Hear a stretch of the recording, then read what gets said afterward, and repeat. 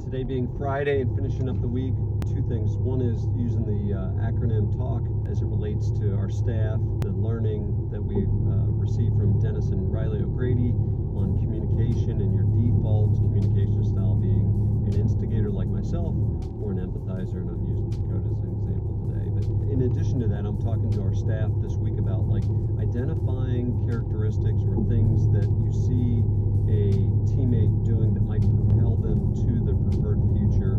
And today, as it relates to, and this is a tough one, mental health. And so we've got, guys on our staff that struggle with some anxiety issues, and obviously, none of us on our staff being professionally trained, we're just observing and encouraging. And so, as it relates to anxiety, it might be something like caffeine, for instance. If you a couple of my kids struggled with anxiety, and one of the recommendations from therapists, counselors was reduce your caffeine intake, right? So as an example, if you're using your empathizer communication style in the acronym TALK, the L, louder tone of voice. So if I'm an empathizer and I'm observing Dakota, who might be having some anxiety issues, and I see him caffing up, as an empathizer, I might say something like, and I might change my cadence and elevate my tone of voice, empathizers, and say, hey,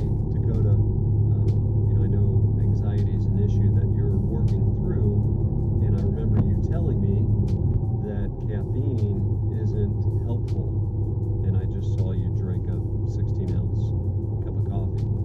So, as I'm observing you, I could be wrong. Again, louder voice empathizers, clarity empathizers, and be very direct.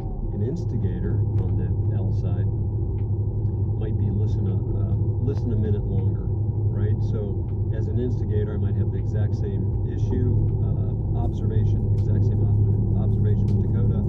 Dakota might have anxiety issues and be caffing up, and I might say, hey Dakota, and again asking questions, which is the A on the acronym TALK for an instigator, to ask questions. Hey Dakota, I thought I remembered you telling me that caffeine is something that doesn't help anxiety. Is that correct?